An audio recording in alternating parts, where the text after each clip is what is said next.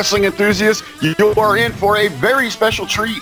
You thought WWE was doing it right, but this here truly is the best of both worlds. This is not only Smacktalk is presented by One Wrestling Video, but also your Wednesday episode of The Locker Room as presented by the Hameen Media Group. OneWrestling.com, One Wrestling Video on YouTube, hackerhameen.podbean.com. Be sure to like and subscribe on all platforms.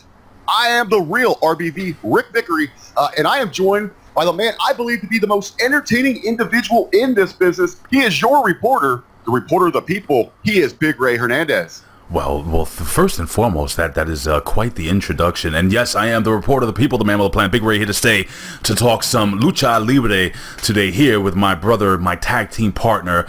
I'm not officially a Huckleberry yet, but hopefully one day I'll get there. Mr. Ric Vickery. Rick, what's going on, dude? So much to talk about, brother. Yeah, we're back at it here. We've got two big nights of action, coming off of I didn't want to spend too much time, talking about Sunday's Backlash. I think we all can agree, pretty much a lackluster show there, Big Ray.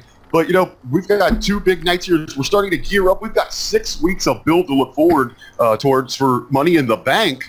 But before we jump into the WWE programming, man, I wanted to talk with you about some big news that's been developing over the last couple days. Yeah, why don't we do that, brother? Why don't we jump into the news, man? That sounds cool. Well, I've got a big story here. It's not directly related to professional wrestling, but huge implications possibly down the road for WWE television. Man, what do you think about Mickey Mouse in MMA? It looks like UFC has inked a deal with a Disney-owned ESPN. Well, wow. Okay, so UFC is inked a deal with ESPN. So Mickey Mouse is going to be a cage fighter, which means very simple to me. It's a very simple thing. If Mickey Mouse is signed with the that means that pretty much opens the door for WWE to sign with Fox. That would make all the sense in the world, right? That's kind of what we're looking at here. And that rumor is that if WWE does make that jump to Fox, highlighted on Fox Sports on the Fox Sports platforms, as well as a potential move for Monday Night Raw to go to the prime time on actual Fox on the open air channel there. But I've got some details here for you on this. Let me pull up the story here. UFC and ESPN, bridged, of course, by the Walt Disney Company's new direct-to-the-consumer and international segment, recently reached a multi-year media rights agreement for exclusive live content on ESPN Plus. This would include 15 live MMA bouts, just exclusive for that platform, along with, they're also going to carry the Fight Pass and UFC pay-per-views. You can get all of this content. I guess this is like their WWE network that's available for $4.99 a month. I've seen the ESPN Plus gimmick on my phone, and I know that sometimes you can catch some games for free if you have the ESPN app, and sometimes you can catch you have to click on that little button there and it says you subscribe to ESPN Plus. But dude, this is a big deal. People say, well, what does UFC have to do with WWE? I really do feel that this could open a couple of cool doors for us. Now, we're always complaining that Raw is 3 hours long, it's too much wrestling and stuff like that. The truth is that if WWE were to go to Fox, let's just say, right? Let's just say they go to Fox and they go over to a primetime spot, let's say 8 p.m. I think they would go to 9 p.m. It could change the format of WWE TV as we know it today. They can go to a little... I was going to say they can go to a little bit more of an edgier product. Not only that, along with, cutting the show down to 2 hours. And I think that would be, let's just say, beneficial to people like us who really like to watch more, a more condensed show, not something that's kind of spread out. So no more, let's just say 20-minute, talking segments and stuff like that, dude, so on and so forth. So this is a big deal, man. I didn't know. You kind of just spaced, so I haven't had a chance to be on the net. So that's actually some big news, dude. Well, talking to your point about, shortening Raw, if they do make that jump to the national feed for Fox, they're going to be locked in hard to that 8 to 10. As everyone out there knows, my other co-host on the Hitting the Marks Pro Wrestling Podcast, Michael Jarko, he works for Sinclair in television. Right now, he is slaving away hard at work. One of the things he's always telling me about is, with Fox especially, they only have 2 hours of national primetime television. Everything else is syndicated locally or local news. And that 10 o'clock, that is a hard 10 o'clock because you have your Fox News comes on promptly at that 10 start time. So, yeah, they most certainly would be shrinking the show. And then also Smackdown would probably move, would be on Fox Sports 1. So that's going to continue on Tuesday. If it would be live, that's a big question because Fox has other deals in place with college conferences like the Big East especially. They're going to get the first dibs if they got a big game going on a Tuesday night. SmackDown might get the bump every now and then, or just we'll see it through replays throughout the week. Yeah, but even with that, let's say during college basketball season or during the playoffs, stuff like that, or baseball, let's say Major League Baseball, that's a big thing too, because Fox they hold the World Series. I think they mean that Monday Night Raw goes to Fox Sports 1.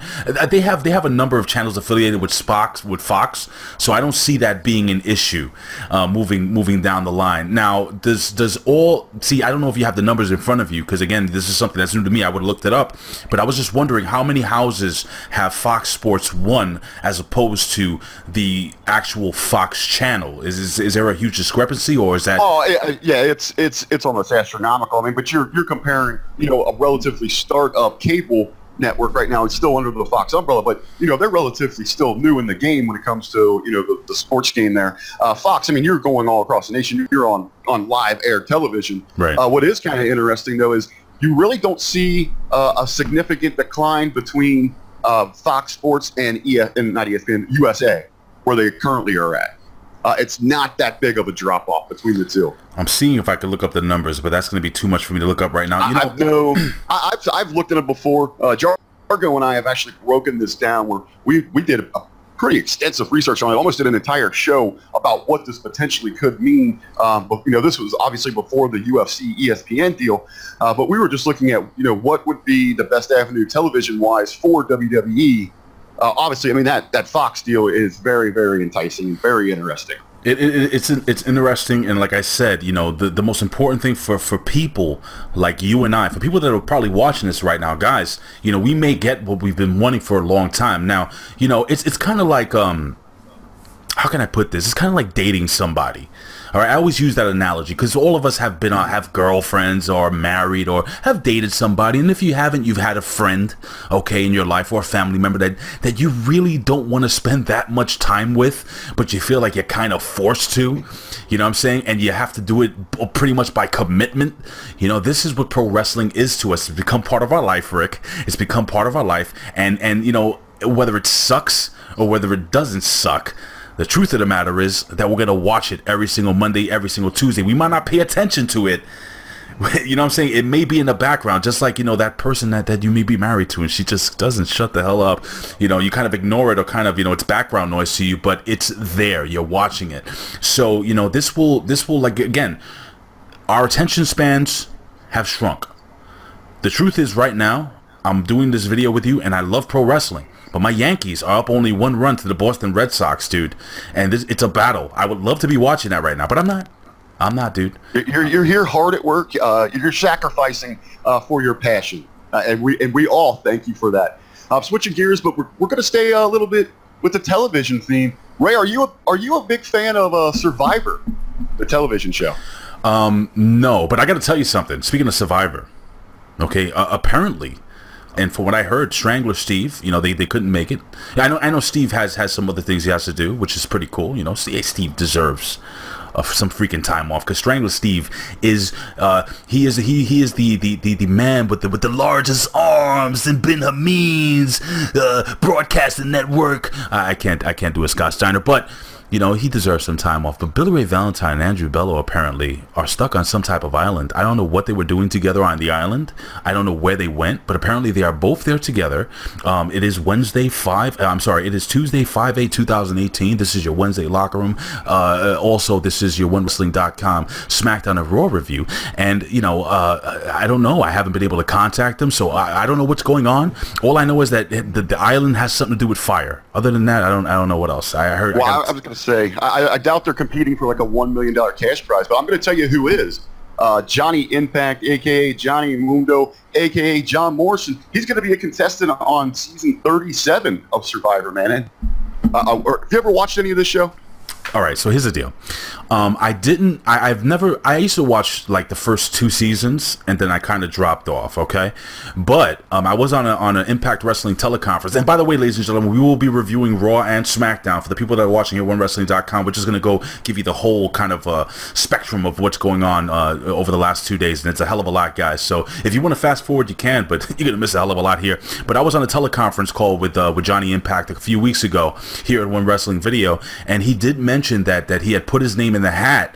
Excuse me, I had a little hold on one second. Oh my gosh. Okay, so I think my computer might restart. So if it does restart, you know, we'll just continue from here. So if you see like a quick little glitch or something like that, you know, it's my editing. But anyway, long story short, he did mention that he would in fact put his hat in the mix regarding being on that show. So hearing that he's on the show is going to be pretty cool, and that actually might make me come over and go and take a look at the show. I was going to say, I don't think I've ever really watched maybe but 30 seconds of the thing. But yeah, like you were saying earlier, we love professional wrestling, and we like to show support in whichever avenue we can. I think I'm definitely going to check this thing out, give this season a shot, and the best of luck to him there. Just one more quick news item before we jump into these shows. As you said, man, we've got tons of action to cover here for everyone. We're going to run through Monday Night Raw and Tuesday Smackdown Live from Tuesday. Come to the big news. You know, head on over to Facebook, to the How Many Media discussion group. Some of the big news, the big conversation today is about this report that Brock Lesnar, he will not be in action at Money in the Bank. He won't be in action. Yeah, he will not be. They're not planning on using him at this point. A lot of good arguments being made out there. You know, they don't really need the attraction that Brock brings because they've got the 2 ladder matches involved there. I guess what makes this newsworthy, actually, though, is he is quickly approaching that mark that CM Punk set as the longest current reign, or the longest modern day champion. Yeah, just so you know, Ric Vickery, just so you know, really quickly, man, I was really scared. I thought I was gonna have to restart the computer. That's why I kind of got started. You know, I kind of got a little scared here. But are we safe? Are we safe now? So far, so good. We're safe. I was able to kind of fix the gimmick here, so it'll restart sometime tomorrow. But anyway, what the hell were you just asking me? We're talking about Brock Lesnar. Oh yeah. All right. So Brock Lesnar. And passing CM Punk's mark at, like, what was it, 434 days as champ, the longest of the modern era. Well, dude, you know, not for nothing, when I made the prediction, and I hate to go back and act like a Barry Horowitz here when I'm patting myself in the back, when I made the prediction, which I did make the prediction correctly, that Roman Reigns would lose to Brock Lesnar, this is why I thought he would lose. Because I thought that WWE kind of wanted to clear the palette of CM Punk's longest modern day, quote unquote, modern day reign. And before him, I believe it might have been Macho Man Randy Savage. Am I correct? Who was the longest reigning WWE champion before him? Was it Macho Man Randy Savage? It might have been. It probably, I mean, because Macho Man, you know, he had it right around that year mark. He took the thing at WrestleMania 4, then lost it at 5. But okay. Other than that, though, you know, especially through the 90s when we exploded the pay-per-views every month, right. We just saw the title, you know, kind of get passed around more frequently. So you might be right. You know, Macho Man, it might be there for, I guess, your WrestleMania era. It would have been during that run of the whole Mega Powers and stuff when Macho Man did the face turn, but neither here nor there. Now, with all that being said, Macho Man, all right, not Macho Man, I'm sorry, CM Punk is the factor here, and the fact that WWE wants to clear their, again, like I said, their palette of the whole CM Punk thing. So Brock, it made all the sense in the world to keep the title on Brock Lesnar and have him break that record and then lose it around SummerSlam, which makes sense to me. Now, the funny thing is here, the WWE, and I mentioned this before, I don't know where I mentioned it because I'm on so many different freaking platforms, but I mentioned the fact that I feel that WWE is trying to make Roman Reigns an underdog, if that makes any sense, which is absolutely ludicrous. And I had mentioned, oh, matter of fact, I spoke about it yesterday on Facebook Live, on the Hameen Media Discussion Facebook group. Well, you might have been the one that caused this big stir. You know, I was going to save that news bit for when we get into the shows, but it is being reported now that WWE is rehashing an old storyline involving Daniel Bryan in an attempt. They're going to go that same direction to try to give, you know, get fans to back and feel some sympathy for Roman. Well, listen. You know, I mentioned yesterday on Facebook, how could you feel sorry for the guy? Number one, he's born into pro wrestling royalty. Okay, the number one, he comes from a lineage of Samoan greats, including The Rock. That's number one. Within that heritage, he's inherited a very good-looking face. So he's a really good-looking dude with fantastic hair, okay? It is what it is. Not only that, the guy is wealthy. He's made a lot of money over the last couple of years. He's the #1 merchandise seller in the WWE, or #2, I think one of the two. Okay, so you have all this going against him, and #3, the guy doesn't freaking lose a match. He doesn't lose. He always goes over strong. So, all that being said, no matter what the WWE does, Rick, the truth is, he will never be an underdog. And by the way, I spoke about this, I think it was yesterday or maybe today, I don't even remember, but people actually walked out during the main event. This is a fact. This is not, I'm not making this up. Go to prowrestling.com, okay? They actually have video on people getting up and leaving during the Roman Reigns Samoa Joe main event of this last pay-per-view, this last Backlash. I'm sorry, I'm stuttering over my own words. I'm so emotional over this. Let me calm down. Ridiculous. Dude, I was wondering, do you think Vince McMahon is sitting there and he's like, well, what's going on here, bud? Why are all these people walking away? Why are they getting up? And you think that a couple of yes men just feeding him bullcrap? Oh, yeah, they're giving out free hot dogs or something, you know, in the back. I think Vince McMahon might be clueless, but with all that being said, Rick, and I'm going on and about this, because this is a really serious thing. I've never seen this before. I've never seen a guy in the main event picture, the guy, no matter whether you liked him or whether you didn't like him, when Hulk Hogan was already well past his prime and he was beating Yokozuna with a big black eye, there was nobody leaving that stadium when Hulk Hogan beat him for that title. To be at a pay-per-view, to pay what you pay to be at a pay-per-view and walk out, Rick, and walk out during a match. Oh, dude, that's terrible. I don't know what Vince McMahon was thinking, Rick. What were you thinking? Well, I bet you they're probably pointing to, you know, it's getting late. You gotta, I mean, that show was, Backlash was pretty much just a garbage show, and it went 5.5 hours. I can't imagine those people sitting through that thing. I probably would have left before that match. And then you kind of, they're painting the picture there at the end. You know that Roman's going to go over there. So hey, people bailed on it. They always say, you know, if you don't like it, instead of just, you know, voicing your opinion and all that, you know, change the channel, walk out, and that's exactly what they did here. We'll talk more about Roman. Let's jump into the shows, but real quick before we do, a little bit of a sad note. Former WWE superstar Nick Big Boy Busick, he's passed away. Busick at age of 63. Man, any favorite bully memories? I don't have any favorite bully memories, but I know that he was actually interviewed here recently. If you guys go to One Wrestling Video, type in Bill Apter and Big Bully Busick, he just literally interviewed Big Bully Busick only a few months ago. You know, listen, that gimmick came in at the wrong time in the WWE. It was going towards the end of the whole crazy gimmick thing. They were going, like, you know.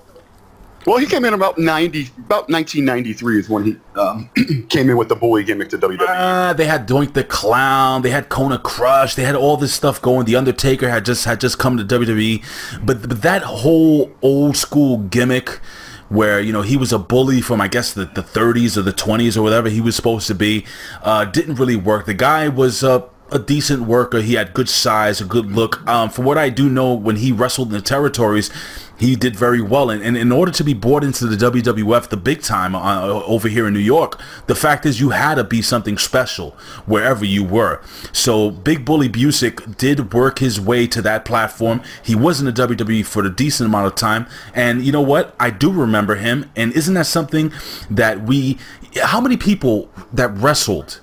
Think about this, Rick. Think about this, guys out there and girls out there. How many people during the Attitude Era do you remember that wrestled for WWE? I was on some website and they had this whole thing. People who you totally forgot wrestled during the Attitude Era. You probably might have seen this, Rick. I've actually seen it. Actually, I guess just kind of, maybe you know, pro wrestling is my nerddom. I actually remember everyone on that list. Well, the fact is that I didn't remember half the people that were on the damn list. Or I knew who they were, but I was like, holy crap, they wrestled for WWE. But you know what? You remember people like Big Bully Busick. You remember people like Barry Horowitz. What about Barry O?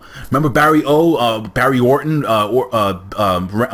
Cowboy Bob Orton's eldest son. I can remember people like Luis Gonzalez, who was an enhancement talent. People like Johnny Rods. These are people that weren't even mid-carders, and you remember them. And the fact is that, you know, that's the difference between wrestling back then and wrestling now. I don't even remember who was on the roster 2 years ago. When we do the whole pro wrestling reflection gimmick and we talk about pay-per-views that were only 10 years old, dude, it blows my mind. I'm like, holy crap, this person wrestled in the WWE. Didn't remember that, but a lot of these people were memorable, and Big Bully Busick was memorable, and God rest his soul, and our condolences to his family. And that's really sad news, dude. I had no idea this happened. I was gonna tell you, I always kind of liked this gimmick, you know, as cheesy as it was a little bit, but I remember like he would come out and bully the kids, and he would come out like he would pop one of the kids' balloons with his cigar, and yes, he used to smoke. He used to smoke on the way to the ring back when you were allowed to smoke indoors. Well, so did Big Show, if you remember. He used to smoke the cigarettes coming in. Oh, and the NWO, yeah, he had the menthols going there. But anyway, let's get to the main event, the main attraction. Why we're all here? We're gonna talk some WWE Raw and some SmackDown Live. We're gonna start with Raw here, work our way through the show. A little bad news coming in from some reports. Who, Bad News Brown? Viewership. Way down. It's actually the lowest of 2018. Oh God! Last week on 430, they had a 3.066 million viewers. So this week, 2.689 million. Wow, significant, dude. That's almost a million. That's almost a million people. Well, I will say this. Maybe to their defense a little bit. Now, I didn't watch the original run of this. Because like so many others, I was paying attention to the Cavaliers and the Raptors, Game 4. Unbelievable. You have a major. You hold on one second. Hold on. Let me hold your balls to the fire here, brother.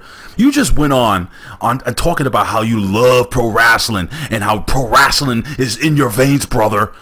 And you're watching a freaking basketball game during the Monday Night Raw, the greatest TV show in the history of wrestling. Unbelievable, Rick. I am absolutely disappointed, but I would have watched the Cavs game too. Just I'm gonna have to call you out because I know your attention was elsewhere this evening. You've already asked me off there to help you through this SmackDown Live review. But hey, Rick, that is between you and I. All right, buddy. Don't spill the beans. So let's jump over to Monday Night Raw. We get the show started. Kurt Angle's in the ring. He's doing the setup for the big announced matches for the evening. He set up two big triple threat Money in the Bank qualifying matches, one for the women's side, one for the men. But before we get to those matches, you know, even Kurt, he is interrupted by Braun Strowman, makes his way to the ring. He tells a little story about some kids that left him out in the cold when they were building a tree house and all that, and how he lashed out at them. He wants in Money in the Bank. We don't get a decision there because we get Kevin Owens. Yes. We get a verbal exchange there with Kevin and Braun and Kurt, and we end up getting our first match of the evening, which is a qualifier for Money in the Bank. Kevin Owens versus Braun Strowman. Obviously, of course, Braun goes over. Ray, what'd you think about this? I thought it was awesome. And, you know, for me, Kevin Owens is the type of guy that I do feel can go with Braun Strowman, because the guy is a huge guy, not as big as Braun Strowman, but the factor here is that Kevin Owens he's very athletic. So if you have a guy, what was the moniker they gave Husky Harris back in the day? He's a tank with a Ferrari engine. This guy can just go and go. He can do the frog splashes off the top rope. He can do the cannonballs. He can do it all. He can do a moonsault. This guy can go. So he can use speed and power at the same time. Where Braun is, well, Braun can use speed and power too. That guy's freaking scary. I love, by the way, that spot. It has become one of my favorite spots in wrestling when whoever he's wrestling is outside and he does that whole run, not jog, run around the ring and just gives him the shoulder block. Listen, man, this match was I thought it was booked well, in my humble opinion. I thought it was done well. Braun Strowman is just so organically over with the crowd. The people just love the guy, and my God, this guy, man, I really hope WWE does right by him and they don't big show him, if you know what I mean. I'm sure you understand what I'm saying by big showing him, because this guy, you see, they want Roman Reigns to be the beautiful, handsome face. Okay, they want him to be the man. But the fact is that Braun Strowman, this is who we want. This is who we want to be our Universal Champion. I'm sorry for speaking for all you guys out there in internet wrestling land, but Rick, I just want to hear your opinion. I mean, this, in my opinion, was a fun match to watch. Braun Strowman, super over. Kevin Owens did a great job as well, man. But yeah, Braun Strowman is going over to that Money in the Bank match, and hopefully he doesn't eat the old ladder. I mean, and by the way, he is the treehouse now. Forget about the treehouse. Now he is the treehouse. I don't know if there's anything more fun in WWE right now than watching Kevin Owens take those shoulder blocks. Yeah. When he goes inside out with those things, you are right. I mean, it is so fun to watch. These two have great chemistry together. As you were saying, it is a believable matchup. Kevin Owens is, right around that 265, 270. He's a big, athletic guy, and he got a lot of good offense in here on Braun, more than we've seen from most of his Hold on, I just got a text from Andrew Bello. They're in what's Fire Island? Him and you know what? I think I've seen something on the Simpsons about that. And I think that Mr. Smithers said the rule was, what happens on Fire Island stays on Fire Island. All right, and I'm surprised you got a text from him, because it's in the Simpsons episode there, Mr. Smithers, they said they didn't really permit cameras or cell phones. I don't know. It was kind of cryptic, but all I heard was with Billy Ray, Fire Island. See you tomorrow. Anyway, this is what it is. Throwing back a couple of mojitos on Fire Island. Wonderful. Anyway, so let's continue, as you were saying, sir. Yeah, Kevin Owens getting a lot of offense in here, more than we usually see from Braun's opponents. Yeah. Again, I know Braun Strowman is supposed to be the Death Star of professional wrestling. If you guys don't know that, then you guys are losers, because Star Wars rocks. But I've never seen an entire movie, the entire movie all the way through of any of the Star Wars. What do you not have a soul? I don't know. It just doesn't interest me. Like I said earlier, all my nerddom is reserved for professional wrestling. Oh, hell no. Let me explain something to you. Number one, by the way, Strangler Steve will literally go to your house and choke you out. Unbelievable. Strangler, do you hear this? Now Strangler, again, has the night off. He's probably spending the night with his absolutely beautiful wife. Amazing guy, by the way. If you guys don't know, excuse me, I'm choking on my own emotions here. If you guys don't know, Strangler Steve is probably one of the best people I have ever been I've ever worked with or ever done anything with. This guy is great. The guy has super experience, super amount of experience. The guy has worked for WWF back in the day, and he's run these great indies, also helping booking and running 2CW. This guy is fantastic.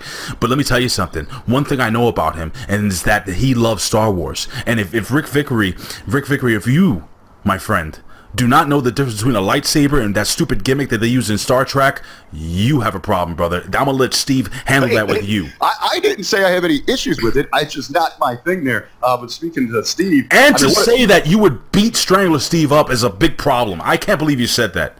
I know you got the controls with the editing there, but I'm telling you this right now. What? If it somehow works out into the show, if I said anything ill towards Strangler Steve, I am driving the 7 hours to New York, and I am $5 slapping your ass. Why? Whoa!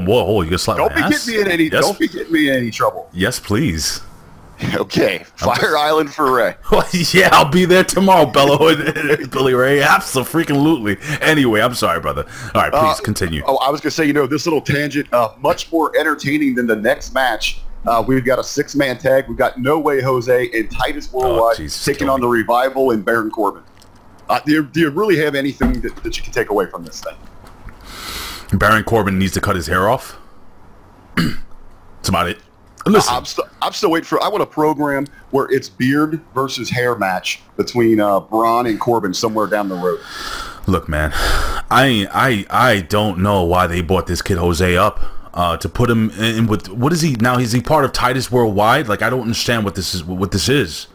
I think I think it was a case of he's done everything that they really can do with him in NXT. They weren't going to elevate him like into a championship picture. So it was one of those things like kind of do your business or get off the pot sort of deal. All right, so let me ask you something. Your personal humble opinion, watching this on television, do you think the kid is over? Do you think that the people give a damn, or do you think that's all? Because what I thought when his music hit was, I think this stuff is all piped in. The whole, the no way, Jose, whatever the hell they chant. I don't even know what they chant. I don't know, man. I think I don't think it's meant to, they're not targeting us with this gimmick. This is for the kids in the audience. Like, get some people dancing a little bit, having a little fun. I guess there's room for these kind of acts. For me though, it's a perfect time to go refill my drink or use the restroom or something. All I gotta say is I've seen Jose, okay, live at NXT in the Barclays Center, and this kid is huge. I actually was shocked, Rick, how big and how impressive he was and how good he was in the ring. Crisp, clean. Now again, ladies and gentlemen, we're not workers. Me and Rick have never actually taken a real bump in front of anyone. But the fact of the matter is this: I've watched wrestling since I was like 5 years old. Okay, so that's it's in your blood. Well, yeah, I mean, I've seen my dad do it, but the fact is that, watching this guy Jose, No Way Jose, in the ring and live, it's totally different than watching him on TV. This guy is very impressive, and I really wish, man, they figure something out with him, because I think he has a good look, charisma, good in-ring talent, and again, he has the size. But I just pulled up his stats here, man. He is a big guy, highly talented, 6'3", 245, in tremendous shape, a great in-ring performer. We're not sure if the gimmick's going to translate to the Raw audience. All this was for me when I was watching this was the chance to just put Baron Corbin over. That's all it was. I think WWE still really thinks highly of Baron Corbin. And you know what, man? Hey, I didn't like him when he first came up. I think Baron Corbin's got a hell of a lot better. I think the guy is another guy that has a good look about him. I really want him to cut that hair, though. He's got the whole skullet thing going. But other than that, Baron Corbin, there's no room. I don't know. Is he a mid-card title contender yet? Why not? Why haven't they done that with him yet? Well, I'm thinking, we were kind of putting over those memorable enhancement talents. There's no shame if you can stay with the company long enough to just be in that role there. I don't think he never needs to be in a title picture like that. Just keep the gimmick going, have a little fun. Like you said, this is more about Corbin. They're just trying to reestablish him as that legit monster that they once presented. It's reestablishing before you move him up to the card into some bigger programs. Next on the show, we had our first Money in the Bank qualifying match. This was for the ladies. Triple threat. We got Sasha Banks, Ruby Riott, Ember Moon. In the end here, Ember Moon looking good. She goes over, and she's got her eye on the prize. She wants that briefcase. I got to tell you, as I refill my glass of orange juice here, let me tell you something, man. Ember Moon, that was that was a great match. I enjoyed that match. I really did. I really had a hell of a lot of fun watching that. Let me just pull the microphone a little closer to my mouth. I don't want to, Greek God Papadon this thing here. But the truth is that what a shocking finish. I didn't think Ember Moon was going to be the one to go over in this match. But what does this say for Sasha Banks? Has Sasha Banks really totally fallen out of grace with the WWE? Maybe not. I honestly do feel, Rick, that this may be an opportunity because I think what they're going to have is one of those second chance match gimmicks where Sasha Banks probably gets in. Bayley may sneak her way in somehow. I can't see this ladder match without either Sasha Banks or Bayley. So I don't... man, the whole feud between Sasha Banks and Bayley is absolutely stale to me. Not fun to watch. And I really don't care. They did a little bit of that business in this match. You see... Banks is getting double teamed by the other two members of the Riot Squad on the outside. Bayley does make the save for her. So they did a little business for that program going forward. I tend to agree with you. I think I was kind of surprised that Sasha didn't go over here, that she's not getting that place right now in that match. But, looking at it, though, I could see where they kind of spin off and you have like a pre-show where Bayley and Sasha are tag teaming against Liv Morgan and what's the other one? I don't know, Gimmick Jones. Yeah, give me the other rights. But well, Liv Morgan, does she always have that blue tongue? I mean, it looks like she was out licking Smurfs or something like that. I mean, it was bright blue. From what I heard, okay, this is just between you and me, and I'm serious. Go to prowrestling.com, or from what I heard, okay, she's dating Hefty Smurf. Oh, I didn't know if it was Hefty Smurf or the Blue Meanie. It's the Blue Meanie is a cool guy. The Blue Meanie is not dating that chick. Hefty Smurf. This is what I hear. Hefty Smurf. Okay, we got it. Breaking news here. So now we know why her tongue is blue. But other than that, dude, listen, I can't remember the other girl's name. What's the other girl's name? Do you? Sarah Logan. There you go. That thing. Yeah, Hulk Hogan. All right. So Hulk Hogan. Oh, Sarah Logan. I'm always completely. I'm ruined on her now. Thanks to Ben Hameen. Mentioning where it looked like she crapped her pants. So it's like, I can't get that image out of my mind now when I see her. No, I can't get that image out of my mind either. But listen, man, Ruby, who else were they with? Ruby Riott? Yeah, Riott, Liv Morgan, and Logan. I was shocked that that Ruby Riott didn't go over here. I thought Ruby Riott. All right, so let me ask you a question. If they have a second chance match, okay, your choice. You have Ruby Riott. You have what's her name? Come on, the Sasha Banks and Bailey. Well, Bailey still has a chance to get into the match the first time around. Okay, she'll probably get in there. Coming up. Yeah. Sasha Banks, Ruby Riott, second chance match. Who do you put in that match? I would at this point, I would rather see Ruby Riott. I'm a little I would too. Tired of the Sasha act. I know she has legions of fans. I just don't get it. I'm not on the Sasha train. I could tell you right now, I don't care. Listen, I know people, Ric Vickery, that have interacted with this young lady, and her attitude sucks. Her attitude sucks, and I know that you have people that are fans of hers and people that like her. She's an attractive young lady, but I don't think she. And somebody put up a video of her like hugging some little young girl and loving her. Okay, that's one video. The cameras were rolling. The cameras were right in her face, number one. Number two, 95% of what's put up on the internet regarding her, pictures, videos, whatever, she looks like somebody crafting her salad, all right, dude? So I don't want to hear it, okay? I don't want to hear it. But who knows?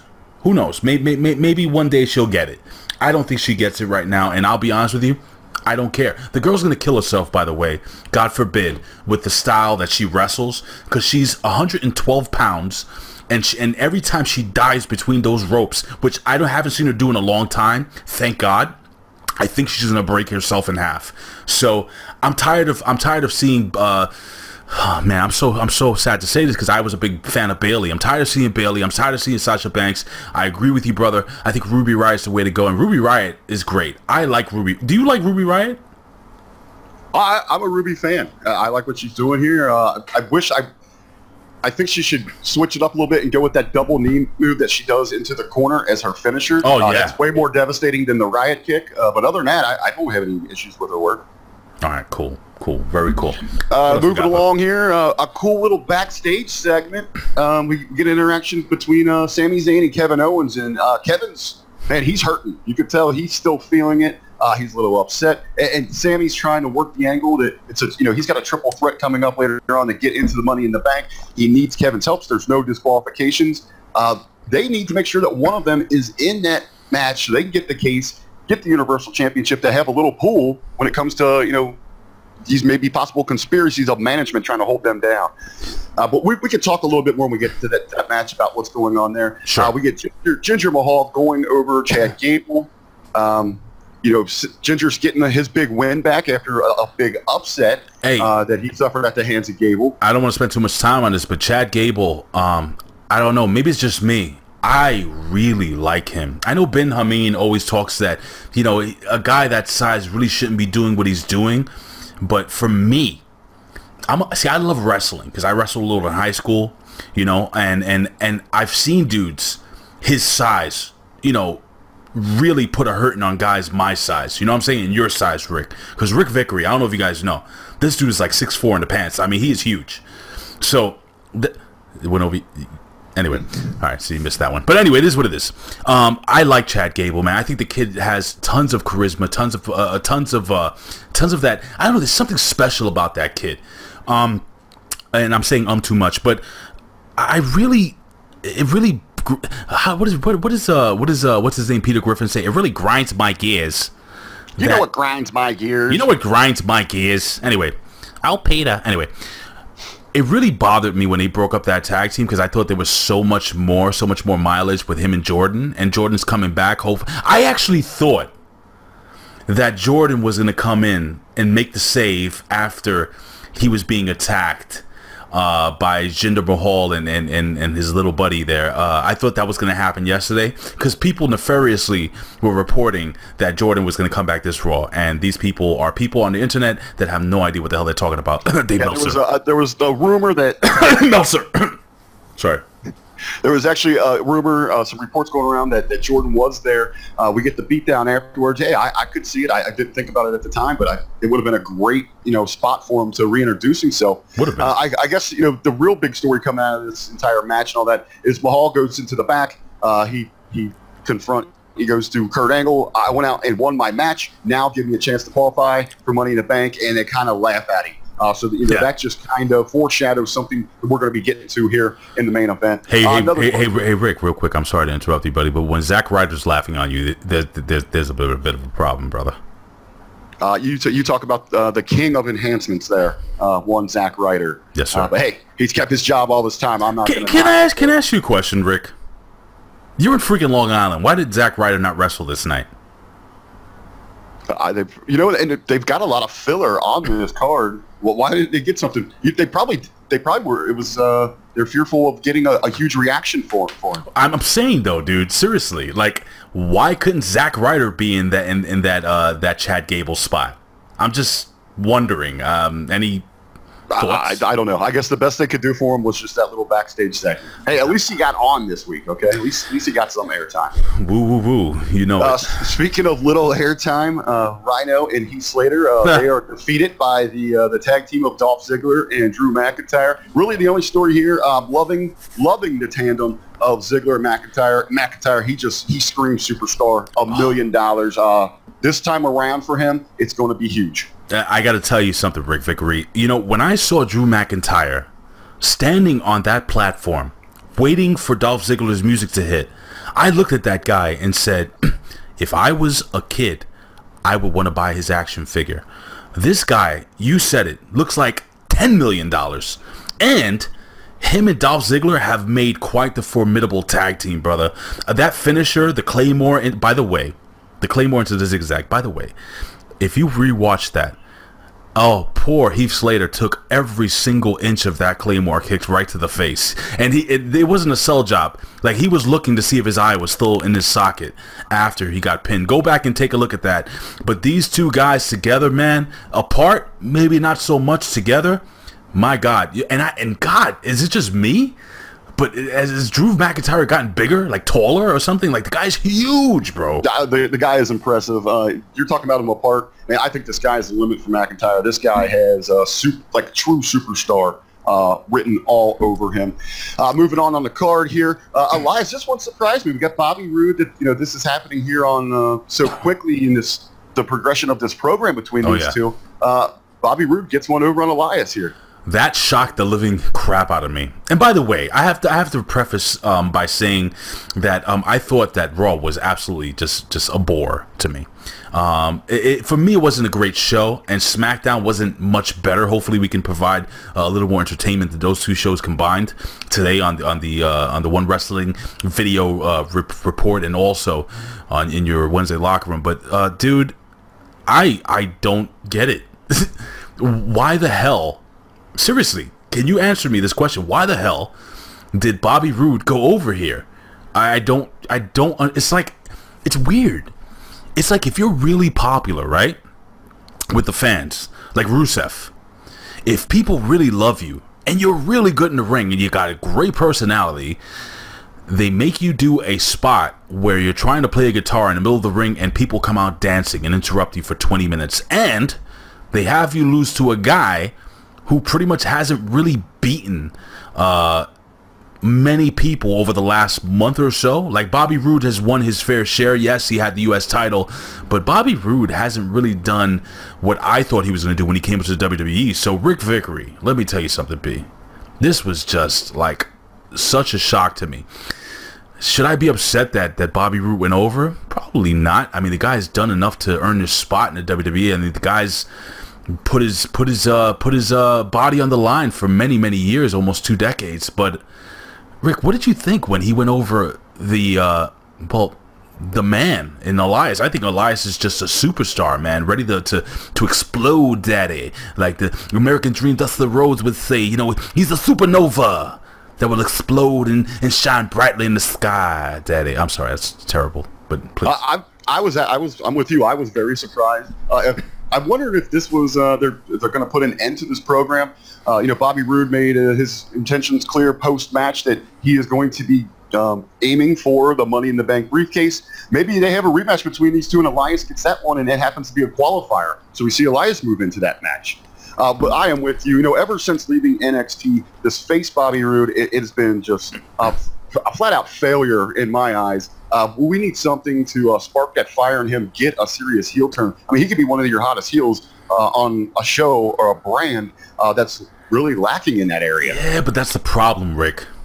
I don't think that he's like a long-term solution, but he's one of those guys that you could move into those marquee programs as that heel that's gonna, you know, eventually put over that baby. Rick, this is the problem, my friend. This is the big problem here, buddy. This is what would work. This is what we would like. WWE doesn't give us what we like. They won't give us what will work, buddy. They give us what they think they will work. What they're giving us, the entrance is fading. And just the little every dropping the glorious everywhere is fading, and fans are losing real interest in this guy real quick.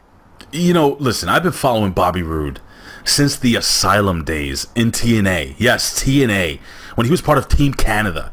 Okay, that's how long I've been watching Bobby Roode wrestle. This guy is money, and he still has a good 5-6 top-notch years in him. WWE, what the hell are you doing? This guy is not a baby. Yes, he had a babyface run with the Cowboy James Storm. Mr. Sorry about your damn luck. But that's about it, dude. This guy is a born heel. This guy is money as a heel. And that glorious gimmick can get over with him as a heel. He'll sell just as much merchandise, I think, even more, as a bad guy who cheats to win. I just don't get it. And by the way, Bobby Roode, you know, kudos to you, brother. You look at like 1,000, or like I was gonna say $1,000. That's pathetic. $100 million. You look in the ring. Ric Vickery, I gotta tell you, my friend. By the way, I like calling you Ric Vickery. I like the whole name. There we go. It's just it just rolls off the tongue. Well, you know, here's what you do. You mentioned beer money. Go ahead. What are you waiting for? Get Storm back in the company. You want to sell some merchandise? You're going to sell some beer money. Tell you some merchandise. Oh, Rick, I got to stop you there, buddy. And I have to tell you, sorry, once again, about your damn luck. Because that's something that we would want. And by the way, I won't be surprised. See, I was hearing about a month or two ago that WWE was talking to Cowboy James Storm. It's kind of died down and lulled. Hopefully, maybe they're talking behind the scenes. Maybe we'll get somebody with a cell phone to snap a picture of him walking into the offices in Stamford, Connecticut. But I don't know, dude. I just don't know. And you know what's funny?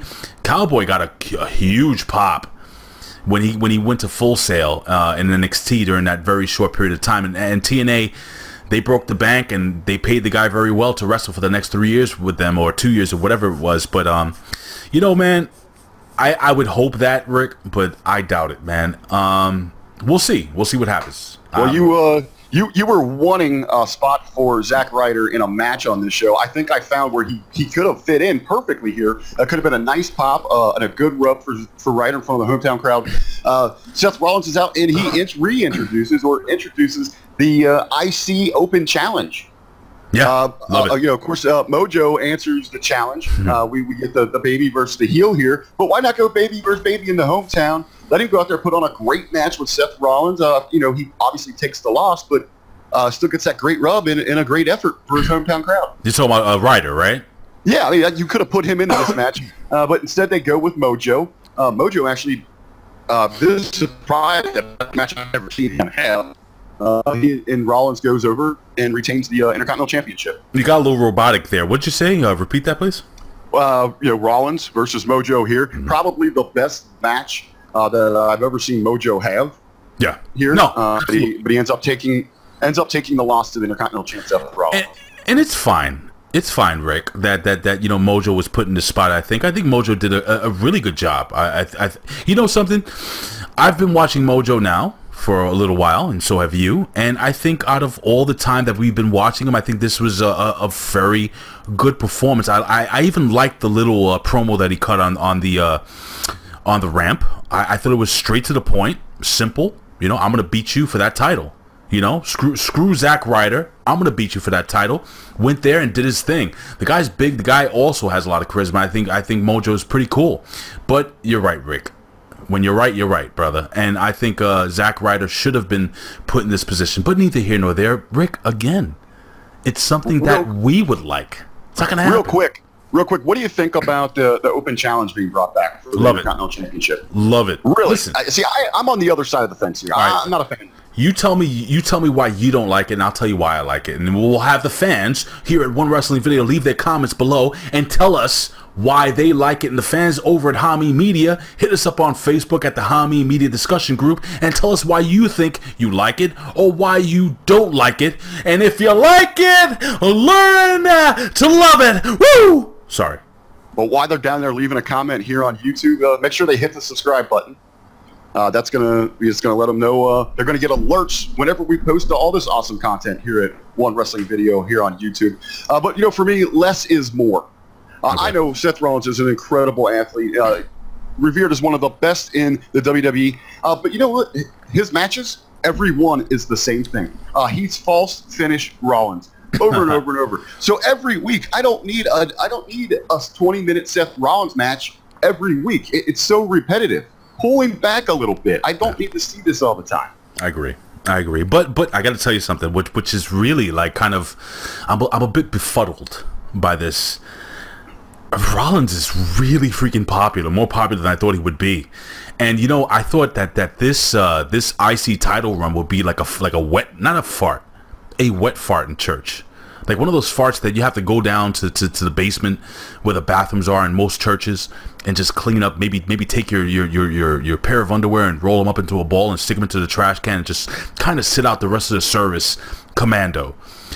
But no, Rollins is doing a good job as IC champion. Now listen, man, I feel you, brother. Less is more.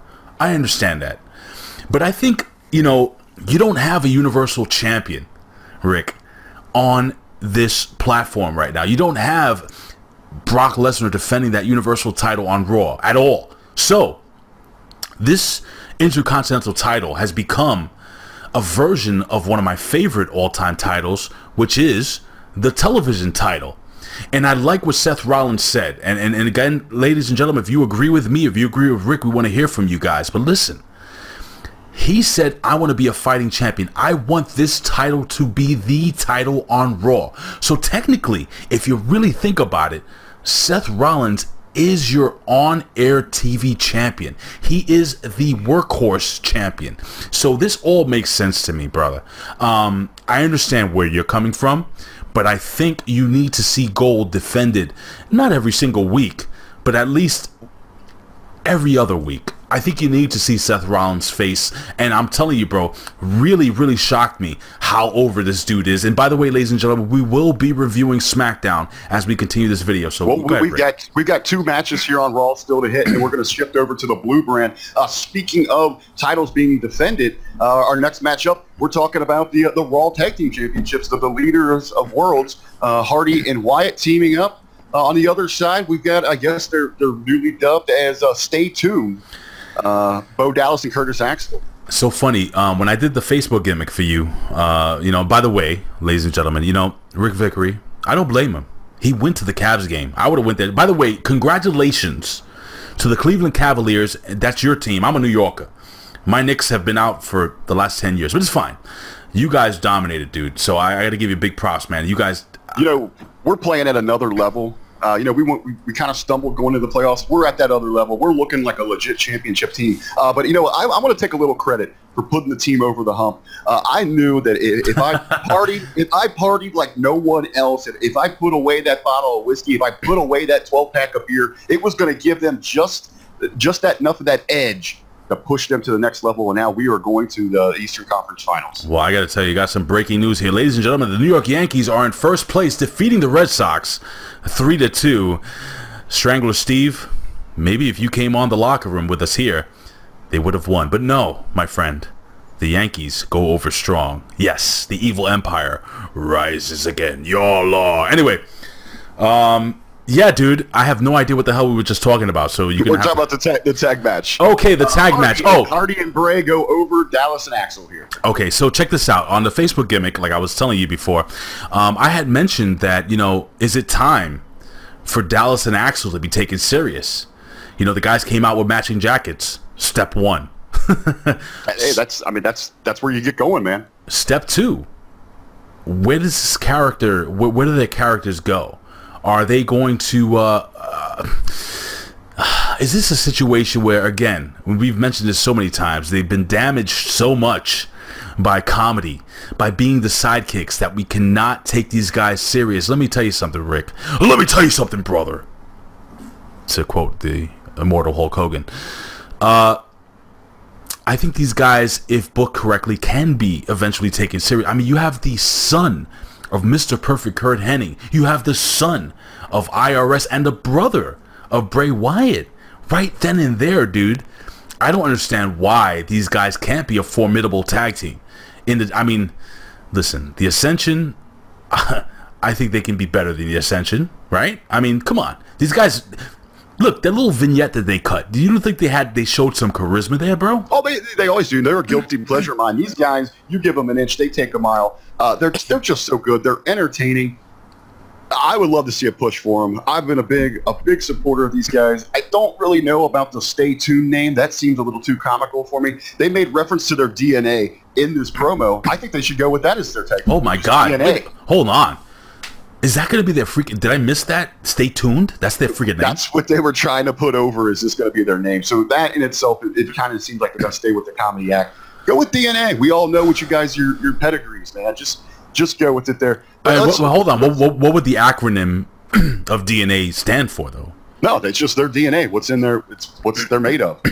They're made of greatness.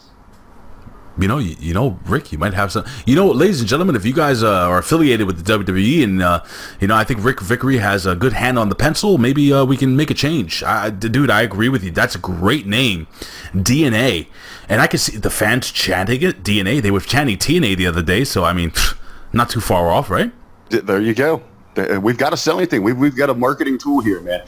Let's talk real quick about the big main event. It was a three-way dance. Qualifying for Money in the Bank, we've got Sami Zayn taking on Finn Balor, taking on the big dog, Roman Reigns. Pretty exciting match. These triple threats, they can be a little bit of a cluster at times, more like a car wreck, but pretty exciting.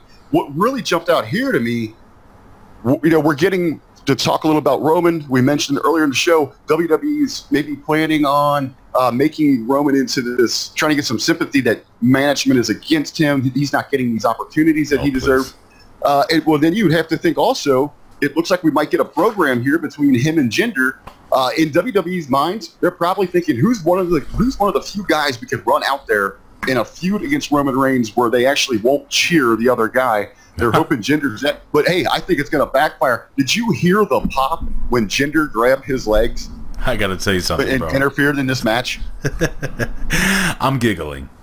And for those watching on video, I have there's a little bit of glee in the glimmer in my eye. Because it's like the WWE and the people that are perpetuating the push of one Roman Reigns just don't get it. Dude, Jinder Mahal, everybody hates him, and they're still cheering him over Roman Reigns. Dude, I don't even know what to say. Well, you get the huge pop when Jinder interferes here, and then Sami hits the big kick. That gets another huge pop there. Then, of course, Finn takes advantage of this. He gets Sami down. He goes for his finisher, hits him with the coup de grace. And we've got Finn Balor is on his way to Money in the Bank. Hopefully, and here's why I'm hoping they don't have a second chance match. I don't want to see Roman in this match whatsoever. I hope he's out. Give me him and Jinder just in a regular match at Money in the Bank. And for the love of God, please don't let it close the show. Well, let me tell you something, brother. I got to be honest. I was kind of shocked because I thought Roman... excuse me. By the way, if you hear me coughing and hacking in the background, My car this morning was covered in this yellow mist called pollen, and it's destroyed me, bro. So I've been coughing and sneezing and sniffling, and NyQuil's not helping me, Zyrtex is not helping me, Claritin is not helping me. So please forgive me if I sound like I'm a little bit of my allergies are killing me. But yeah, all that being said, Roman Reigns, I was shocked, dude, that he did not go over here. When he kind of jacked off his arm, and when he hit that freaking Superman punch, I thought it was over. And you know what, dude? I was kind of happy. I was happy. The show as a whole, in my humble opinion, on the suckometer was closer to suck than blow. But other than that, dude, I thought the finish was okay. I thought this was a solid match, and you made a great statement there. You said that usually three-way matches are usually a cluster F. In this match, it was good. Good storytelling. I liked, you know, something I did like, and I liked Finn Balor here in this match. Finn Balor showed a little more fire, anger, seriousness, something that I saw back in New Japan Pro Wrestling, you know, when he was the leader of the Bullet Club as Prince Devitt. I saw a little bit of that. I wish they would continue to go with that. Now, was he wasn't wearing the rainbow gimmick, right? No, he had he was on a straight no blue Balor. He was straight in his black gears, had his black leather, black trunks. You could tell he was a little more serious, and I popped a little bit. He took to Twitter after the match. He had showed the photo of him standing tall with his hand raised, and simply said, "Yo, big dog, how's your yard looking now?" I gotta tell you something. Finn Balor has been showing a little more edge, and I think whatever experiment they were gonna do, the whole LGBTQ thing they were gonna do with Finn Balor, listen, save that for somebody as good looking and as talented as Darren Young, who can really pull that off in a legitimate way. That's a story for another day, though. Or you have Sonya Deville on the lady side, who actually, she is out. She is a part of that community. You already have her on the roster. Go ahead and let her represent that group. Absolutely. Or I mean, you could have. What is it? Bello keeps texting me pictures of him and Billy Ray Valentine with tight tank tops. Why? And anyway, it doesn't matter. It doesn't matter. Listen, fact of the matter is this, my friend. I saw a different Finn Balor this week, and I was pleased that he was able to go over the way he did. He did hit the coup de grace, as you said, on wait, who was the third man in this match? Sami Zayn. Sami Zayn, on Sami Zayn, and the big dog is out. But come on, bro. Another thing I kind of picked up here, Kevin Owens, as he had said, he had Sami's back, didn't get involved here. He did not get involved, but we didn't have anything from Kevin. So I wonder. We're going to get some more developments, a little more of the lovers' quarrel going on between Cammy. Rick, come on. It's just you and me here, brother. You and I both know Roman Reigns, the Samoan dog, as Billy Ray Valentine would call him. He's going to find his way into this match. It's just going to happen. I'm just wishful thinking on my part, but you know what? Let's get as far away as we can from Roman Reigns right now. Let's switch gears. Let's kick it over to the blue brand. Let's talk a little Smackdown Live. This was a heavy wrestling show. A lot of long matches, expanding through a couple segments. We get the night going. The Joker, a.k.a. Paige, Smackdown Live general manager's out there. She's setting up the evening. She's letting us know about the big matches that are taking place here tonight. We've got a bunch of Money in the Bank qualifying to talk about. We kick off with the big one, the U.S. champion Jeff Hardy versus The Miz. I thought this was a really fun match. Yeah, 20 minutes of really good. Man, I got to be honest with you guys out there. Again, you who follow me here at OneWrestling.com, you know that I've been putting The Miz over forever. And this is just another example of a guy that just works a very safe, not safe, because nothing in pro wrestling is safe. Let's say smart. Very smart, not safe, because pro wrestling is not safe. Let me I'll give myself a $5 face slap for even saying that. I hope Ben Hameen doesn't come over to my house and smack me and then strangle Steve chokes me. But listen, there's nothing safe about pro wrestling. Trust me. My dad came home and he was hurting for weeks, and this was just working the weekend. So I'm just letting you guys know that. But I gotta tell you, man, it was a really fun, solid match. The only thing that I got disappointed about was Miz didn't win. I'm sorry, he didn't win a title. I'm sorry. He won the qualifying match, but he didn't win the title. For some reason, I want to see the Miz with another title. If he can't win the IC title, screw it. Give him the US title. But no, they're gonna keep that on Jeff Hardy. And again, I feel that US title run is already stale for me. Rick, let me ask you a question, Rick.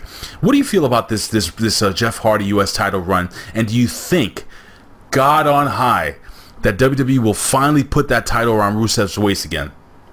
Well, not to I guess it's not really a big spoiler. Anyone can look it up. If WWE is coming to your town, you're going to see this match because on the live event circuit, they are advertising Rusev versus Jeff Hardy. Are you serious? Yes. So I mean, they're working through that. As we know at live events, they use those as a platform to start gearing up towards what we're going to see on television. So it very well could be coming to us this summer. RBV, you literally have just made my life, because I am such a huge fan of Rusev. Oh, I'm sorry. Excuse me. Stand by. Rusev. Thank you. It's much better. I'm a huge fan of Rusev. And I think that title deserves to be around his waist. I think that title was money around his waist. And Jeff Hardy was a nice little pop, I guess. I was shocked that he actually, even though I picked him to win the to win the match at Backlash, I thought he would lose to Randy Orton. But yeah, man. Moving forward, I don't know, man. Anyway, long story short, I'm just happy that The Miz is going to be in this ladder match. I'm hoping he wins the whole thing, bro. I want to see him with the WWE Championship around his waist sometime in 2018. Do you think it'll happen? I think, Miz is one of those characters. He would be so good with that case. I think either him, my three favorites for the men's side would be The Miz, Rusev, or Samoa Joe. I think Joe would be the best choice. I mean, that guy that's just looking to kill you, just downright kill you, and now he's got this option to be chasing the champ. I think that would be a great boost, especially after he just took that clean loss to Roman. But yeah, I think Miz would be perfect with it, man. He's kind of that. He's the ultimate opportunist. Absolutely, and again, it's one of the situations where the talent makes the title. The Miz, man, you put that, the WWE Championship, in my humble opinion, I don't give a damn. Excuse me, I was going to use profanity. I don't give a damn whether the Universal title is thought of as the top title. The top title in that company is the WWE Championship, the title that has the lineage all the way back to Buddy Rogers, so on and so forth. Now, with all that being said, that title is special, and I think at this point in juncture of Miz's career, dude. Hopefully I'm not speaking out of line here, but I think it's time for him to hold that moniker as the top name in that brand. Dude, The Miz is ready to go, bro. They're ready to make some money. You're printing money with The Miz.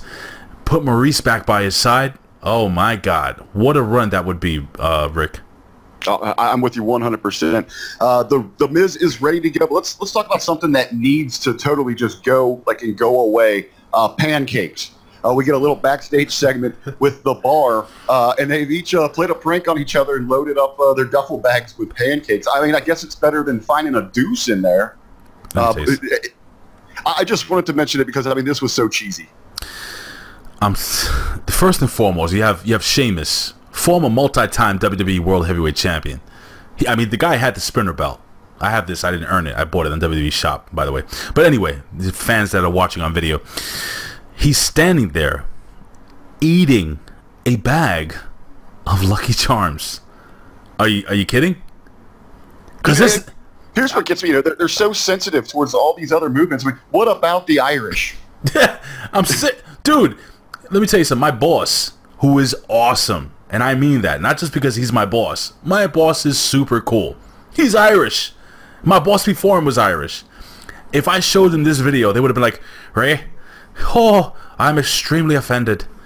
And they'd probably be offended by my stupid accent right now. But the fact of the matter is this. The dude was eating a bag of Lucky Charms.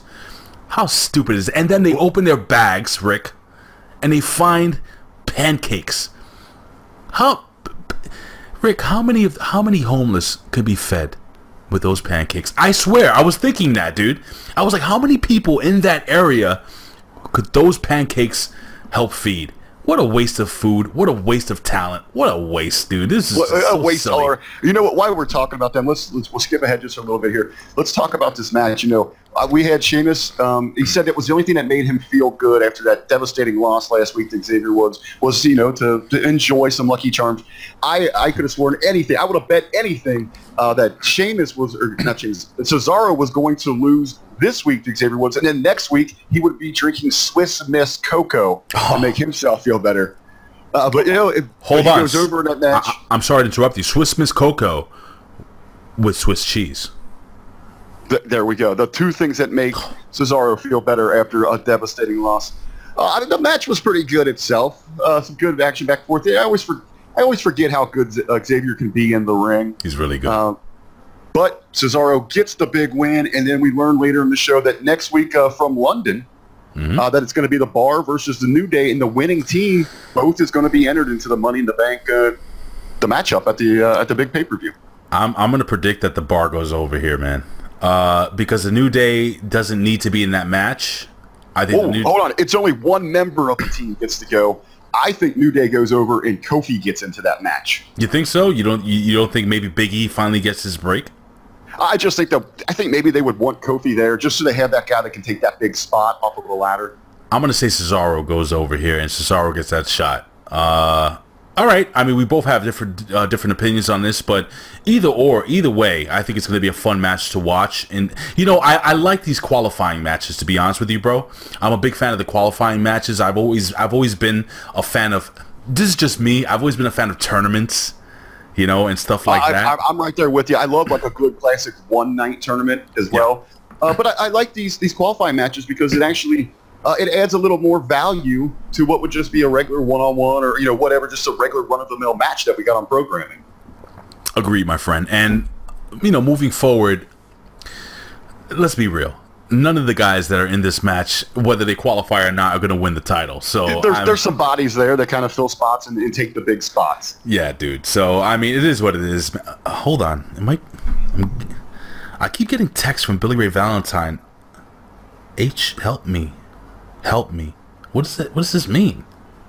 Well, I do. I mean, you're gonna have to get maybe you can get the fashion police on this thing. This might be a case for them to handle. But hey, let's keep moving here. Let's talk. I mean, let's talk about someone that most definitely would look unbelievable rocking a Money in the Bank briefcase, waiting to cash in that opportunity. You got to be talking about Billy Ray Valentine. Not Billy Ray. Not Billy Kay, not Peyton Royce. We're talking about, yes, my precious Char. Oh, Jesus Christ. She is going to the big dance. She is qualified for the ladies' Money in the Bank. She goes over on Peyton Royce of the Iconics. But what'd you think of the Iconics act this week? I know you kind of been back and forth on these ladies. I've grown to really like them. I love how annoying they are. Some people may not like how they screech and scream and yell. I don't know which one is hotter. Speaking of Billy Ray Valentine, Billy, if you're listening, my friend, I know you love these young ladies, and I think they're getting over with character, and they're not bad in the ring. I've seen each one of them wrestle. I think they're great for sports entertainment, my friend. But Big Ray, I got to tell you, they are absolutely terrible in the ring. Oh, stop! They're not bad in the ring. I know they're not bad. They're absolutely terrible. What was the name of the girl, the young lady, the blonde that was? Good God, that she was with Rusev for a short period of time. Lana. Not Lana, the other one. Summer Rae. Old Hook Nose. Yeah, she was terrible in the ring.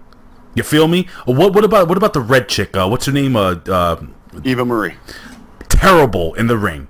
These two girls get over with character, and they're okay in the ring. I'll take Summer Rae any day over both. What? Are you serious? Billy Ray Valentine, do me a favor. Give me a call at 917 beep, beep, beep, beep, beep, beep, beep, beep, and text me and let me know who you would take. Either these two beautiful Australian women or Summer Hook Nose Ray. I swear to God. I mean, anyway. Neither here nor there. You know what? Her nose adds character to her, and you know how athletic she is. She played professional football. She was in the lingerie league. Do you have a thing for foot faces? I'm just wondering. You know what? I enjoy character. True beauty within an individual with very fine definition. I guess I'm a little more worldly than you. Or you like to take that shallow route. So you are not a fan of one Nia Jax. I'm assuming. I don't like Nia Jax for a number of reasons. Mainly, I don't want to get into a political argument, but she pretty much represents everything about the socialist snowflake movement that I stand so firmly against. That is my issue with her. I bet she can cook one hell of a steak. That's all I have to say. You know what? I have something I can share with you off air that will pop you. No, but all seriousness, and we're tongue in cheek here most of the time. But I think those two girls are really good, dude. They're really TV ready. They're fun to watch, and I really didn't have a problem with them in the ring. Now, I have a problem with those girls either of those girls going 50-50 with with Miss Charlotte Flair, because Charlotte Flair there are 3 levels in that women's division. There are, these two girls, the Peyton Royce and the other Gimmick Jones, whatever her name is. Then you got your Baileys and your Sasha Banks, and then you have your Elite. And I will tell you something, brother. Your Char is part of that elite group, and she is the alpha of all women in WWE. No one should be booked 50-50 with her, and I thought that this young lady was booked a little too 50-50 with her. All that being said, Char went over here, right? By the way, that is right. Right, which is the right thing to do. By the way, I was going back and forth. This was my pee-pee break during SmackDown, or my New York Yankee break, because I was watching, because, again, Giancarlo Stanton did hit 2 home runs to destroy the evil Boston Red Sox. Neither here nor there. I'm glad that Charlotte went over. She should have went over, but then the other young lady within that group, what's her name? Yeah, Peyton Royce, and you have Billie Kay. Okay, so Billie Kay is going to be, I think she's going to have a shot to get in there. Billie Kay, now check this out. Billie Kay, the aesthetically, I guess you would say, more beautiful of the two young ladies, may get into that match somehow. And if one gets in, both get in. So they're going to be fun to watch. Dude, they're just fun. For me, they're fun to watch. I know some people don't like them screeching and screaming, like I just said a couple of minutes ago, but I don't know. Am I wrong, dude? Do you get what I'm saying? I see exactly where you're coming from. I think they're good in like small doses. When they come out and they cut that promo on the way to the ring, you give them 45 seconds to 60 seconds to do that. Right. That's great. It's when they kind of get long-winded. When you want them to cut like a 5-minute promo, is where it tends to maybe it goes overboard just a little bit. When we were talking about truly beautiful women, let's talk about maybe 2 of arguably the most beautiful women in the entire company.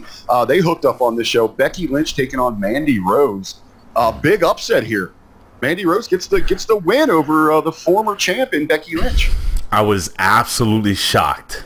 And by the way, yes, Becky Lynch, Mandy Rose, 2 of the more beautiful women in this company. But man, now I'm starting to think, hopefully WWE aren't going back to the old diva days where they're putting over the good-looking chicks. Well, I think of all the stories that we've heard about Vince McMahon, Mandy Rose is probably someone he's got pegged and he wants to be at the top of whatever division she's a part of. Can you just the looks with her? If she does have some talent, she is improving. She's only been in this business a couple years. Remember, she came out of that last Tough Enough class. Mandy Rose reminds me a hell of a lot of Trish Stratus. When Trish Stratus came out of the fitness... identical. Yeah, identical. And they look this... There's a picture. If you Googled Trish Stratus and Mandy Rose, I think there's a picture of them together, standing side by side. They're identical. Listen, man, Mandy Rose has a ton... She's young. She's super young. And she has a ton of growing to do in this business. But she has the look. And you know what, man? I got to tell you something, Rick. The girl has a little fire in her belly. See, I can appreciate that. You may not be that great in the ring. You may not be, a Char, okay? A Charlotte Flair. But as long as, if you show that fire in your belly and just you put your best foot forward in that ring, dude, I got to tell you something, man. I can appreciate Mandy Rose, dude. And it was a total shock that she went over here, man. So, what were you thinking when she won this match? It really just came out of nowhere for me. I was completely blown away. But then I really started kind of thinking about it. Man, how much has Becky Lynch cooled down? She really hasn't done anything of significance since, she was that initial SmackDown Women's Champion. You know, Becky Lynch, she's interesting because that's another young lady that has just immense potential in the ring. I enjoy watching her matches. I think she's really solid. Probably one of the better. She's I think in ring she's in that elite group with the Shar. I'm gonna say that first and foremost. I would put her maybe just a peg. Well, I really just had Shar's on another level. Closest to her would be Asuka, and then maybe someone like a Becky Lynch would be in that next tier. Well, there's a top 4. You know what I'm saying? In most sports, you know, you have your top 4, and within tournaments, the Final 4, the World Series, you know, so on and so forth. There's a top 4. I think Becky Lynch is in that top 4 when we talk about in-ring talents, and also Becky Lynch is just a beautiful, unique looking woman. Beautiful. As much as this sounds stupid, as much as this may sound silly, I think her heavy accent may be holding her back. Go ahead. I was going to agree 100%. You know, everything works until she kind of starts talking. She sounds like what's the deaf actor, like Madeline Albright or something like that. Sure. Am I frozen, by the way? You are. All right, so let me just edit this out. We will be right back, and through the magic of editing, we'll be right back. I mean, everything is there, except, you know, maybe it is the heavy accent. Maybe that is what's holding her back. They think that, you know, she isn't maybe quite marketable, but, you know, that doesn't really stop them from continuing to run Asuka out there, which we're all pretty much convinced that they're just laughing at that in the back. It's some kind of rib. I did notice, just real quick note on something that we saw happen over both shows. The selfie promos about talking about Money in the Bank, they were so terrible. And now they finally put words with Asuka's, and it just, oh man, it was so bad. I don't want to spend too much time on that, but hold on, Rick. Hold on, Rick. So what you're telling me is they put subtitles under Asuka's talking. No, they've been doing that where they I know. Why? No, just go ahead and put the subtitles there for us. Jesus Christmas. Let me tell you something, brother. The selfie thing, whatever. You know what, dude? We're just gonna have to accept it. That's what they're doing. I believe they think that's cool. It's like, you know what it's like? It's like, you know, when you got that really cool, let's say a word like lit, okay? Lit, the word, you know, something being lit or something being whatever. You know it's really bad when old people start using that word. Or back in the day when I was a kid, once I saw a McDonald's commercial and somebody said, "Man, this is fresh," I said, this is absolutely not cool anymore. And this is what the WWE does with a situation like this. Your thoughts, Mr. Vickery? It's kind of like when old people like us started using Facebook. It just went downhill. We ruined it for the kids. I almost choked. We were both kind of shocked that Mandy Rose goes over here, but it wasn't the biggest shock of the night. Let's talk about the main event. Rusev Day gets a big win. Not just a big win, a clean win over the Yes Movement in Daniel Bryan. Yes, Rusev Putria, Rusev Machka, dude. Mr. Vickery, I was ecstatic, elated, absolutely. It was glorious, wonderful. What other moniker can I use to see that my Bulgarian brother Rusev took the win here, dude, and he won clean. I think that's the big surprise. You know, I fully expected maybe Cass to get involved here to really turn up the heat on Cass if he could have cost Daniel Bryan his opportunity to qualify for this match. But we don't know Cass anywhere around. Nope. Daniel Bryan just takes a straight loss to Rusev Day. I know so many of his fans that have just been crying, begging for any kind of scraps for Rusev Day. This is a huge win. Huge. Dude, this is astronomical. We're talking about a guy that people were already saying that he was out of the company a month ago, dude. People, you know, this guy who was taken out of, you know, 1 minute he's in WrestleMania coming out in a freaking tank. And then he's tag teamed together with this other guy named Aiden English who was a leftover from a gimmick that didn't get over in NXT. And it's Rusev Day, or whatever the hell he does, the whole gimmick he does. dude, it got over. Fans want to see Rusev, but who doesn't love Rusev? Ric Vickery. The people were going crazy. Every arena that we're in, when there's kind of a slow moment, you just hear the uproar, Rusev Day chants. People are going crazy. I mean, this might be one of his biggest wins of his WWE run. And that's, we're looking at some impressive wins that he's had during his United States Championship reign. This is a big one. Going back to the greatest Royal Rumble ever, everyone's like, this is the burial of Rusev. I mean, they're literally putting him in a casket. I was quick to defend the match. He went out there, was given time to work with The Undertaker. I guarantee someone with the pull of The Undertaker, he probably went straight to the back. He can pull the strings with the brass and said, you know what? You guys need to get off your rear ends with him. He's earned my respect. You better start showing it to him and give him some kind of push. I hope this is just the beginning for him. Like you said, I'd love to see him get into a program with Hardy and take that United States Championship. Rick, if not Money in the Bank. Let me tell you something, Rick. You just absolutely made just a phenomenal point when it comes to Rusev. Maybe you're right. Who knows? Maybe during that match, Rusev had such a good match with The Undertaker, took such good care of The Undertaker during that match. The Undertaker said, you know what, this guy, this guy might be, he might be for real there, Vince. You might want to take this guy and put a little title on him and give him a push.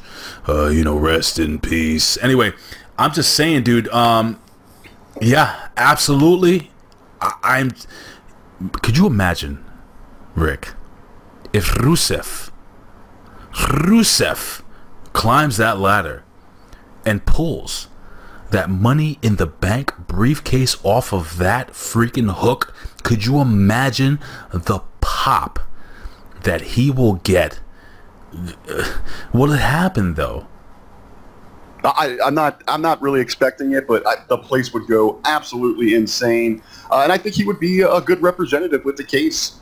I really wish they would stop trying to push him, such as a heel. Let's embrace it. The people love him. Let him embrace it. Let's fully turn this guy. Yeah, please. But they keep just wanting to try to hammer home. It's like in the Open, Baltimore, more like Baltimore less. They keep taking those shots, and it is fun. But people want to embrace this thing. And Rusev's got a great personality, so let's show that. Absolutely, dude. Let me tell you something, man. I've been watching wrestling again for many, many decades. Man, I already aged myself. But the fact of the matter is this, man. Rusev is a rare individual in this business where, and by the way, take a look at what Rusev, I want you to see what Rusev looked like in his WWE debut and look at him now. The guy has put in the work, to make his body he just transformed, cut his hair, changed his body. The guy is super charismatic. He can get over in the ring, and the guy can get over on the mic. He is just good everywhere. WWE, if your stooges are out there listening, please make every day Rusev Day. I'm sorry, Rick, I'm just very emotional about this because I really want this to happen, man. This would be so much fun. But when all is said and done, Mr. Vickery, unfortunately, I have a feeling it's just going to be the Roman Empire taking over. It's all about the Roman agenda, but we're going to find out. Hey, man, anything that you want to add that maybe we left out, or just overall thoughts of the last two nights for WWE? No, man. All in all, it's weird. The last couple of nights has been a bunch of surprises. We have some pretty cool news. By the way, thank you for breaking the news that you broke to me with ESPN and so on and so forth at the top of this video, top of this audio. Not really, Rick, but I will say this. This is going to be a slow burn to the next biggest pay-per-view. Now, what's the next pay-per-view? It's Money in the Bank, right? It's Money in the Bank. We've got 6 weeks. All right, we got 6 weeks of slow burn. Wrestling fans, prepare yourself, because this may be some of the, may I say, crappiest TV you're going to see in quite some time. This is the summertime lull, but remember, it's going to pick up after Money in the Bank. And on the road to SummerSlam, which is, in my humble opinion, the second biggest show when it comes to pro wrestling in the in the calendar year, I think right now we may go through a bunch of weird, funny, or just really terrible stuff. Rick, it's going to be a pish posh, a mishmash, a plethora. No, not plethora. What do you call that stuff that you put in the bathroom to make your bathroom smell better? A potpourri. A potpourri of potpourri, if you will. Yes, crap goes hand in hand with potpourri, and that's what we're going to get, ladies and gentlemen. Rick, let me tell you something. First and foremost, I got to thank you. Rick, this is the first time you've taken over here at OneWrestling.com, and you've done quite the job at controlling this show. And I got to tell you, this is the first time we've done a simulcast, basically. And you know, the Wednesday locker room, I keep getting pictures. It's like very blurry pictures of Billy Ray Valentine. It looks like, at the distance, if you look at this, it looks like Andrew Bell is actually chasing him down a beach. But maybe it's just my imagination. But they're very. I will send them to you later on, dude. I don't well, know at least you know they're getting some exercise in while you're checking out those pictures.